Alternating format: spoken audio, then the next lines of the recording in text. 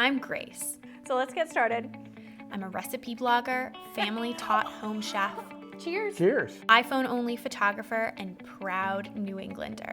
Tarte Tatin is one of those classic French desserts that's perfect for the holidays.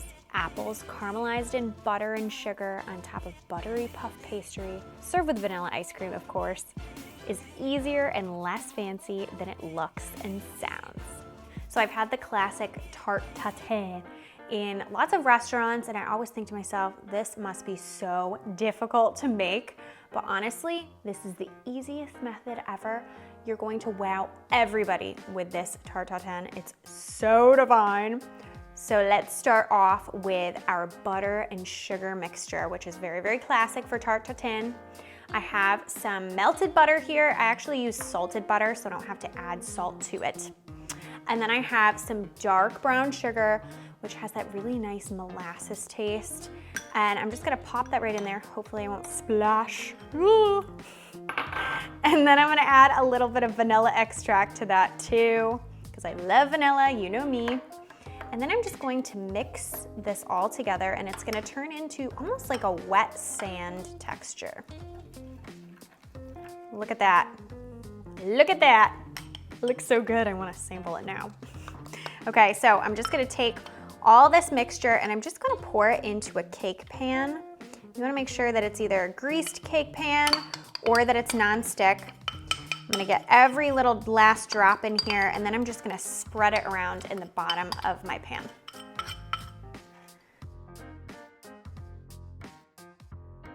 So I might just have to give a little sample.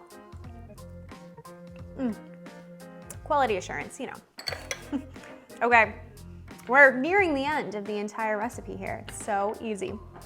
I have some Honeycrisp apples. You can really use whatever apple you like. Granny Smith, Honeycrisp is my favorite. And all I'm gonna do is I'm just going to take all 4 quarters off the core of the apples.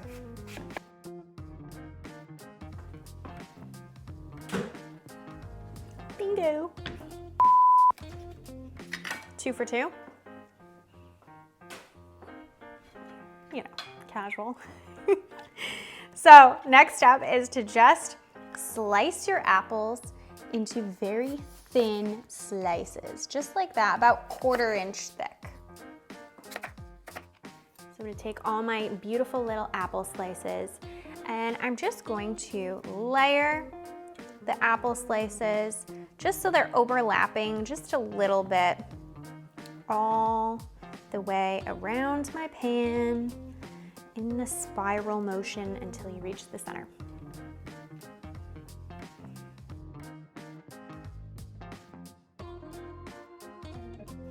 Voila! It's like a little puzzle. It's looking so pretty. You can't get any prettier than this, honestly. Well, actually you can, because I'm gonna put puff pastry on top of it. And believe it or not, you can just get puff pastry right in the grocery store, in the freezer section. You wanna thaw it so that you can actually move it around and place it on top of your Tarte Tatin. There's usually paper just to kind of separate and make sure that the layers don't stick to each other. And all you wanna do is you just wanna take your sheet of puff pastry and just layer it on top of your cake pan, just like that. And then just kind of press it into the corners, just so you can see the outline of the entire dish. And then you want to take a sharp knife. I use a steak knife, and I just run my knife along the outside of the pan, just like this, so that there's a little border of puff pastry. You don't want no border, but you don't want these huge wings hanging off the outside of your puff pastry, because you're gonna end up flipping this guy.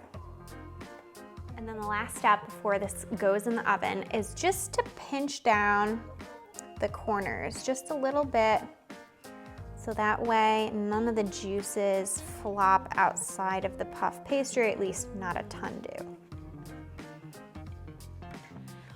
Okay, that's it. I'm so excited for this gourmet dessert in just a few minutes. $3.75 for 20 to 20.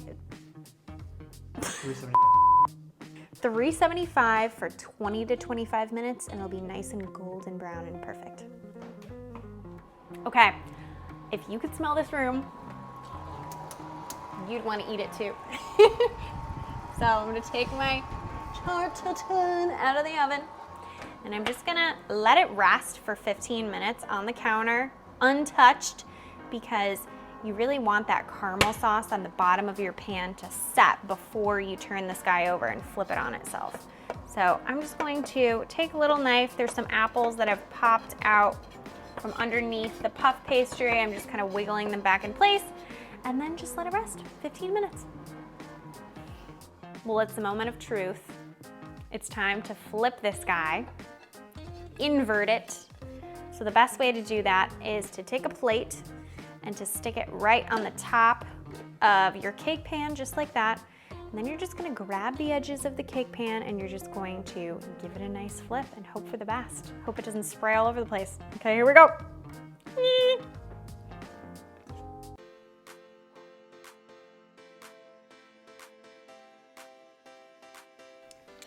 Yes, please. I'm gonna add a little scoop of some vanilla ice cream.